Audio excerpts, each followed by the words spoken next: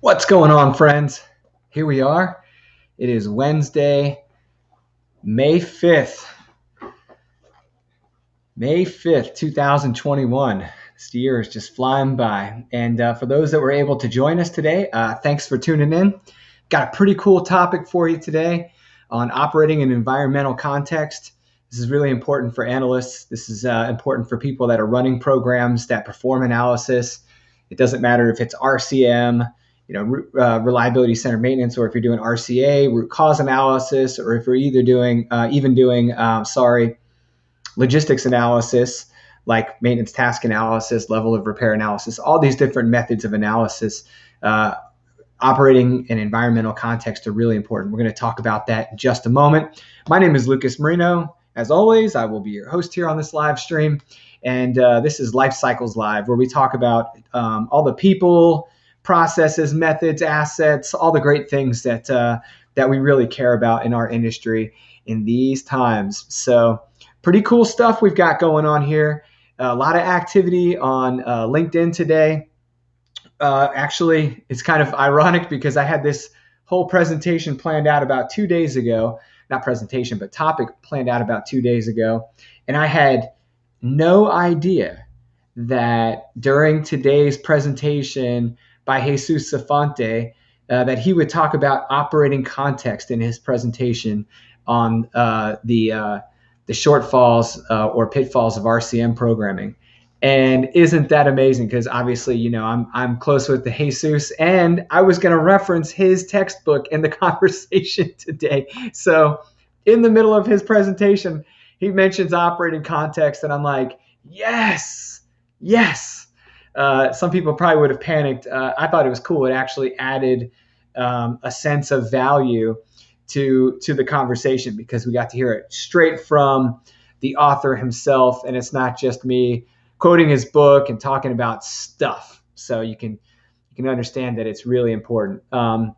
We've got a really cool topic, and the reason why I think operating context is so cool and so important is because it really does paint the picture about the application or environment in which our asset is going to function. So when you think about operating context, think about the environment that you're immersing this asset in, the environment you're maintaining and operating the asset in, and what the things you're stacking around it. And it's really important, right? But it's very much undervalued in the process of analyses. And in fact, if you get on the old Googly and you hit up operating context, you're not going to get as much back on operating context in detail as you may think you would. Even the wiki page is, the all-knowing wiki page is pretty slim on the topic. So it's kind of surprising because of how important it is. That's one of the reasons why I wanted to talk about it. I think it needs to be elevated. I think more people need to consider the impact of operating context in their analyses. So in Reliability Centered Maintenance Reengineered, RCMR, written by Jesus Safante and James Reyes Picknell, on page 74 starts the section on operating context. And I really like the fact that they use the example of a car in their chapter to discuss the relevance and application of operating context. And I don't want to hash out exactly what they say in the book. So if I conflict with what you read there, or if there's more to it than what I cover in this brief presentation today, please just be understanding. I'm talking about this right off the top of my head and giving you some of my advice from my experience with this type of analyses. When we look at the intended application of the asset, we're looking at its operating context, right? The intended application. And we'll take the example of a car. So you've got a car and you ask someone, as we do in the book, how many wheels or tires does this car have? And the answer is, for most cars, 5, right? 4 on the ground and 1 in the trunk, or 1 underneath for a spare. And so when you think about the maintenance and the operation of those tires, that segment of a subsystem of the car, you start to understand, oh, wait, there is different context from one tire to the next, right? We have tires that are constantly in contact with the ground because that's what we're rolling on, and they require certain maintenance because of that application. We have to rotate them. We have to maintain proper air pressure. We have to inspect them periodically for wear and other failure modes or potential failure modes, right? We have to be very conscious and intentional about the quality of the tire that's in contact with the road. And we even pay people to rotate them or replace them or roll and inspect them for us, depending on what type of expertise you have in automotive maintenance. If you're like me, you're a stickler about these things, and you've seen what goes wrong with tires when they don't function as designed, right? Or we fail to maintain them properly. And so you've got that operating context kind of buried in the back of your head, and it's part of your risk assessment for that component, right? You're thinking about the risk of not properly maintaining that tire. If I took that same maintenance approach and I applied it to the tire that I have for a spare, whether it be in my trunk or pulled up to the bottom of the vehicle via the system for securing the spare, then we are going to be over maintaining a tire that does not have the same operating context. It is not in contact with the road. It is not kept to the same PSI usually. It is not usually the same type of tire, right, on modern vehicles. And so it wouldn't make much sense to apply that same maintenance and operating philosophy to that spare tire that I do the remainder of the tires that are in full operation, 100% of the time, unless we're using the spare. So there's a real simple example of why operating context matters when we think about the perspective of the asset, right? And another good example of this would be when I was doing shipboard engineering, and we had a ship service diesel generator, right? And that ship service diesel generator was designed to function on the ship at a certain operating temperature. It was not designed to function like the original equipment manufacturer had intended. We drastically changed the operating context of the engine. So when the Coast Guard went and bought these big diesel engines, right, these Cat D398s, and they said, hey, we want to use these for generators, and Caterpillar saw the application, they said, well, hold on a second, we're not sure you've got the right engine. They're not meant to run that hot all the time. And the Coast Guard said, yeah, we got you. We understand that. Most commercial generators aren't built for waste heat applications. We used waste heat to generate heat for steam, right? Or to create steam in some cases, to heat services on the ship, like create hot water and other things for the galley and for showers and all that good stuff. But we needed that heat as a function for other systems. To make that heat, these generators, we would use their exhaust to heat water. Now, that water was also the jacket water or the cooling water for the generator. And so we're exposing our jacket water to heat from the exhaust system and then cooling that jacket water down from 230 degrees coming out of the engine. We're cooling it down to be serviceable for a coolant on the engine, but not to the point that you would think. Like we were operating in the 200s on those temperatures, constantly for like decades. So obviously this was an issue for warranty, right? Caterpillar's like, I'm not warrantying something that's running at 235 degree cooling temps all the time.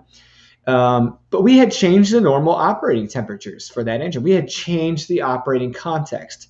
And think about where this engine's installed. It's installed in the engine room of a ship, not in a generator plant out in the middle of a natural park or a national park. And let's take those two examples for some more comparison. The generator installed in the ship has a live watch, right? There's watch standers in the engine room, constantly roving and inspecting equipment. We have a machinery control monitoring system, right? A machinery plant control and monitoring system that is constantly taking real-time readings off that piece of equipment and statusing that for the watch standers and all the alarm circuits that come with it and everything. So we're very much attentive with the piece of equipment. And at a minimum, we're out walking around looking at it every 30 minutes, and we're taking readings on it every hour manually, right? Like going out with a clipboard and a pen and a paper and reading gauges and taking down readings. So, that is a very different operating context than if we took that same generator put it in an enclosure in a national park and used it for power generation for a grid at the park, where it would sit in a contained uh, uh, bunker or facility, and it would not have a live watch. It would run continuously. All right. The only thing they would do is make sure it had the right amount of fuel, or it would only kick on when it was emergency need. And it would operate on its own with no one there. It would have auto starting capability. It would not have that live watch center going around making sure everything was okay and lining things up and taking readings every hour and caring and nurturing it around the clock. So two entirely different operating contexts. If we were to analyze those two pieces of equipment, although they are the same model engine, we would find that our analysis should reveal drastically different maintenance procedures or maintenance programming for those two applications. The application in the engine room is environmentally different than the one in the national park, right? And to drive that even further, think about the one that's in the ship. It has that live watch, but it also has a team of maintainers constantly catering to it. When the preventive maintenance schedule pops up, boom, we're right on it, right? And we can do this daily maintenance, even weekly maintenance, monthly maintenance. We've got all these different means of perform or periods and frequencies for performing maintenance. It wouldn't be conducive. It wouldn't be a good sound design or application if we had to apply that same amount of care to an asset that was completely removed from society, didn't have live watch standards, didn't have a maintenance crew, and sat in a bunker in a national forest or park or whatever for 3 periods of operation a year. Now think about the frequency of hours too. The engine room application on the ship is always running. It's always running. The only time we would shut it down is if we had such a low power demand at night that we could single up on one generator or the other, because we had 2 ship service diesel generators for normal operation. And then what we would do is we'd cycle one down and give it a rest that night and let the other one carry the load. And then the next night we would flip flop, right? We would keep one on for odd days, keep number 2 on for even days. And that helped us stack the hours evenly between the 2 generators. This way we could control overhaul times and frequencies for other types of major or significant maintenance events. And so that operating context has a completely different taste and feel to it than the one that only runs on occasion, that's in the national forest, it's only used for emergency power, and doesn't rack up that many operating hours. Okay, many of us are experiencing this right now with our own vehicles because of COVID, right? We're not traveling nearly as much. Many people aren't driving in and out of the office every day. Some people are starting to get back to that. But at the time of this video, there's still a significant portion of society that is not commuting nearly as much as they were a little over a year ago. And so the operating context with our vehicles has changed. You may find that you've not put nearly as many miles on your vehicle as you did before. Now, how do you feel about the cost of your maintenance? Should be lower, right? But you have other concerns. Now you have to worry about dry rot getting to the thing before other normal wear patterns would, right? So operating context really, really, really is an interesting view of the application of the asset in its environment. So we've talked a little bit about, the environment around the asset and how that impacts operating context. But what about the skill set, right, of the people taking care of it? Let's say you have a team of maintenance professionals at both locations, and let's say their hours are equal, and all things being equal, they're operated roughly the same way in the same environment, right? 2 generators in 2 different ships, but one ship has an expert crack team of maintenance technicians, and the other one has all journeymen, right? Well, we may not be able to perform the same level of maintenance in one location as we can with the other due to the inhibitions of the crew, right, or the skilled labor on site. And so we're going to have to adopt, at least temporarily, until we can build up that skill set. We're going to have to swallow the pill and say, look, we just can't take as much care of this asset with our current resources as we can over here, where we have more skilled labor, unless we invest, right? We have to invest in training these people. We have to invest in bringing in people with that knowledge. So we either develop it or we buy it, but we're going to have to invest. In this case, if we brought that engine in there, we don't have to invest as much, right? We have to invest a little bit. So not only does the operating environment of the asset impact our analysis, but now you've got limitations with labor. Maybe we have limitations with supply chain. Maybe we have limitations with the ability to support the asset on site in other ways, like special equipment. Maybe one's located next to a place where have railways and chain falls and craning and all that good stuff. And the other one, not so much. It's in that bunker on the side of the hill I was talking about. And getting up there with heavy lifting equipment is going to be really difficult. So we had this issue with designing ships, right? Some ships you design where you have a soft patch. It's a big plate that you can remove from the hull of the ship, and you can lift the engine right out of the top of that compartment. Drop an overhauled engine in and do the install. And obviously, it's a big job, but it's different than if that soft patch wasn't there. If I'm planning this same maintenance activity and there's no removable soft patch that's bolted down, now I'm talking about cutting the hull, right? Cutting out an area of steel and framing and everything that can support this removal of this piece of equipment. That is going to have a significant impact on the surrounding systems and the structure of the vessel. So you can understand that if we didn't consider the maintenance demands, we didn't consider the what if scenarios of what if we have to remove this engine and overhaul it, what if we have to do some type of deep work here, what if we have these issues, how often do we experience them with similar assets in similar operating context, we would miss the mark on planning something that's going to be fairly significant. And we might be really upset about missing that mark in the future when we have to perform that task, right? So with one project I was on, we tried to get ahead of this a little bit by making patches above the engines on this smaller craft so that we could facilitate easier removal of the engines. We couldn't get it just right, and it was still a very difficult process, but it was more possible than if we had stacked compartments on top of the engines and there was no way to remove them vertically.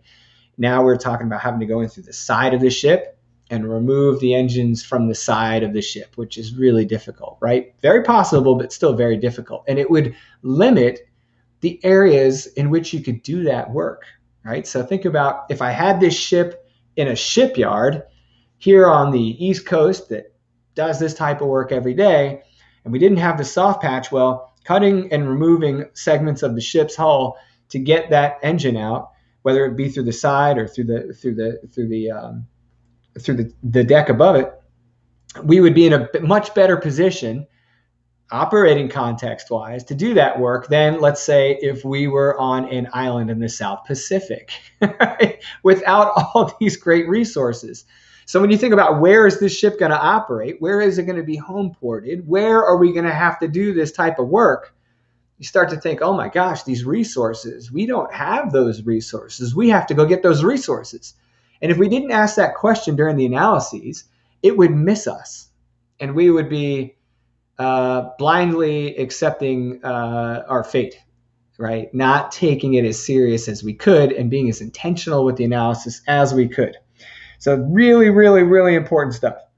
Last point I want to make on this is that when you start talking about this with non-engineers or non-maintenance programmers, you're going to find that the response may be a little different when it comes to the risk perception and the opinion on whether those maintenance actions are now justifiable, okay? And I'm not talking about whether you should do it, but whether you can do it financially. The resources are where the conversation start to eventually go. It's not so much about the technical feasibility of the repair, right, or of the routine maintenance action of an overhaul. It becomes the financial feasibility and planning for the financials. And so if you may be in a situation where it's smart for you to enact some type of predictive maintenance program, and something as simple as like an open and inspect to make sure that because of the cost and the operating impact that it's going to have to take this asset out of commission for an extended period of time and the cost it's going to take to do the work, that it may be worthwhile investing in some predictive maintenance programming to make sure that we're doing it only when we need to, right? We're only pulling that engine out to do that overhaul when all the indicators in the system show us that it's necessary. And that we have proven to ourselves that we're confident that we should be doing the work now, and we actually undertake that type of thinking in budget development and the timing and scheduling of the maintenance programming. So yeah, very, very cool stuff.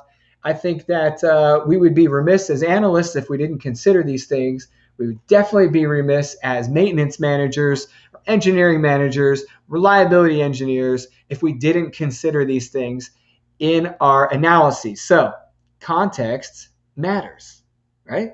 There you go. See, we've got some attention here with somebody. So if you have a question you want to bring up, please enter it into the chat, and I'll respond to it directly from the chat. So please don't be shy if you have any questions.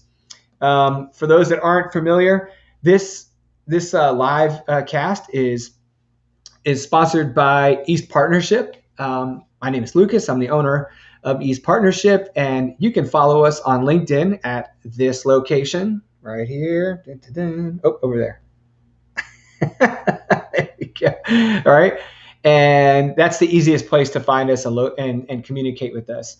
You can follow us for additional content and for video, record here on our LinkedIn page, our YouTube page as well.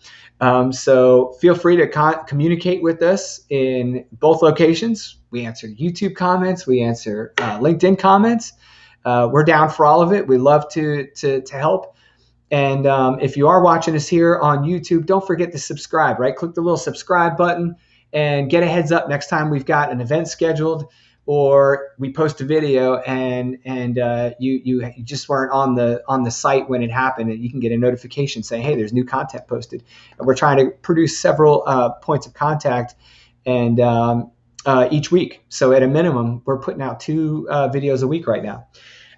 In closing, I just wanted to thank you guys for attending today. I try to keep these right around 30 minutes. So I've got about 7-8 minutes here to talk about a couple of loose things. I always try to end with a little bit of information or news about what we're doing at East Partnership.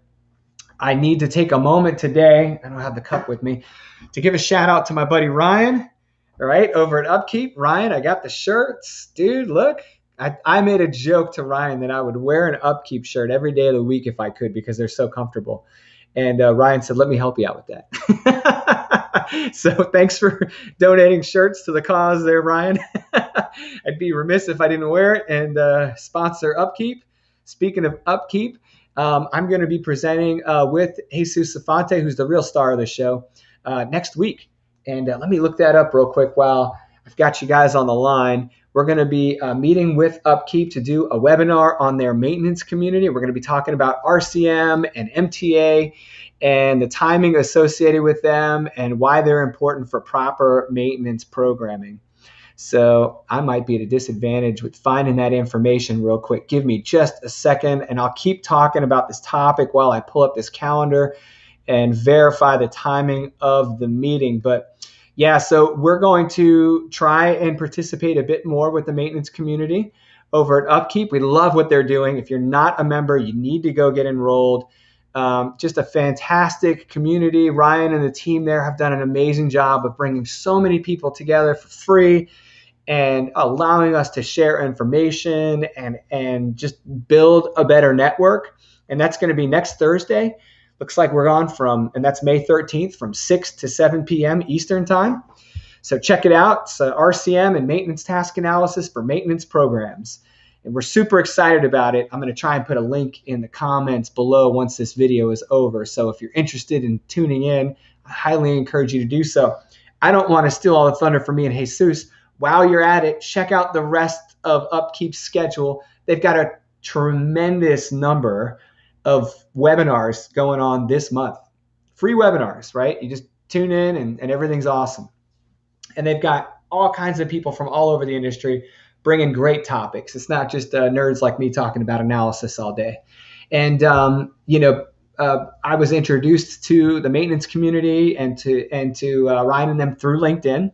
But I had never been on Ryan's podcast until my dear friend and partner, Ms. Suzanne Greenman, said, hey, you should really look into this. And that's when I was really exposed to their content and how awesome everything is. So shout out to Suzanne for connecting me with their community last year. I had actually met Ryan and the team I think the year prior at an SMRP annual conference. So for those that are interested in the SMRP annual conference, it is going down this October. It is going to be in St. Louis, and I am going to be there giving a workshop with Bob Latino.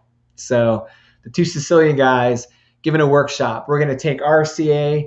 We're going to talk about root cause analysis. We're going to blend it with some base analysis for business case and other types of supportability analyses. So it's going to be a super cool workshop. And we really hope that you guys get out there because it's been so long since we've all been able to meet up at a symposium. And it's kind of a bummer, huh?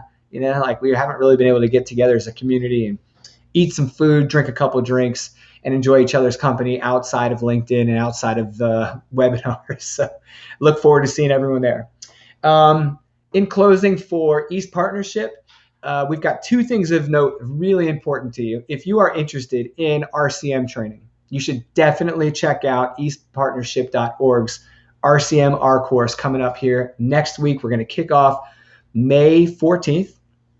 And it's a hybrid class, which is super flexible and super cool. You would meet live over Zoom with Jesus Safante each Friday for 4 Fridays in a row, starting next week. So the 14th, 21st, 28th, and I think it's the 4th or 8th or something of June. And I should be able to do the math in my head, but I'm just not there right now.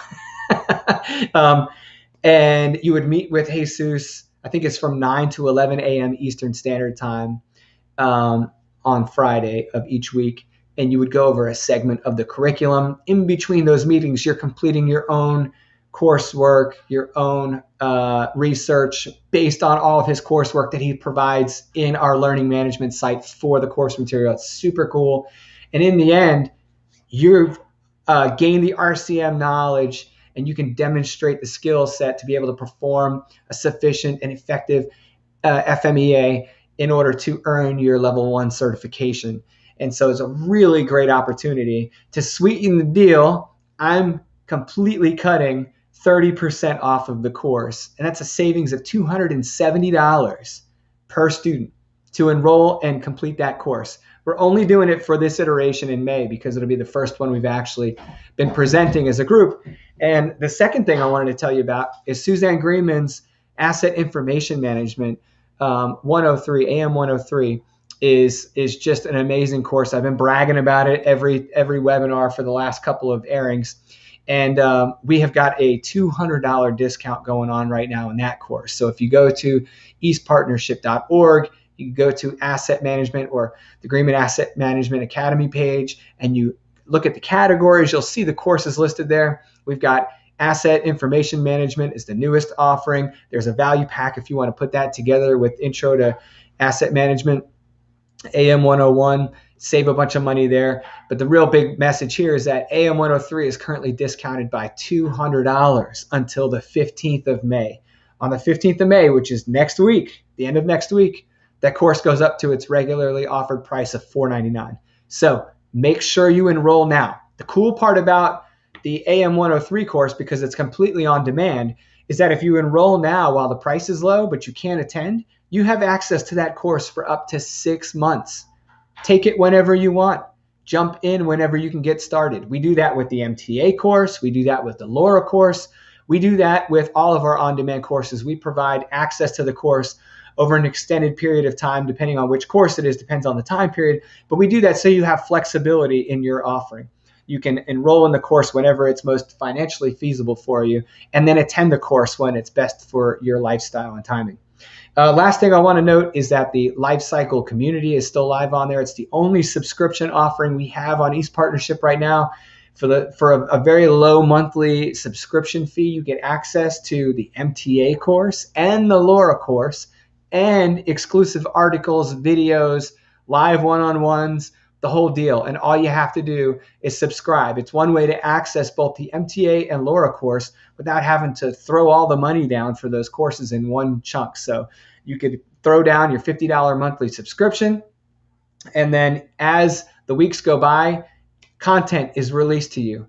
1 week, new content every week, and you'll have access to that new content, a new lesson for the week. And by the time you're done with, I want to say probably right around 7-8 weeks, all of your course material for MTA and LoRa are done. You've got access to all of it, right? And then you're just moving at your own pace. But one of the reasons why I did this was I thought might be more manageable for people, not just financially to just pay the subscription every month, but also it helps you stay focused on like a bite-sized chunk of curriculum each week. So you don't feel like it's this massive obligation where you have to bite off the whole course in one sitting. And you don't feel like it's just sitting there waiting for you to come back to it. Each week you just get delivered a new module, and that's the thing you focus on that week. So it's pretty cool. In addition to that, we've got a live a chat room where you can go in there and you can ask questions. We can have discussions. You and I or other people that are enrolled in the lifecycle community can have those discussions. And of course, I'm going to be releasing exclusive content there as well. So super cool option for those that want to take a different approach to the coursework rather than just straight up course purchases and attendance. Okay, well, that's it for me today, guys. Thank you so much for attending. If you're watching this later, check out the notes down in the bottom of the post here, and I'll have links for the book I referenced, the RCMR textbook, and I'll have references for the courses that I discussed today as well. So be good to each other and take it easy. I'll see you guys next week.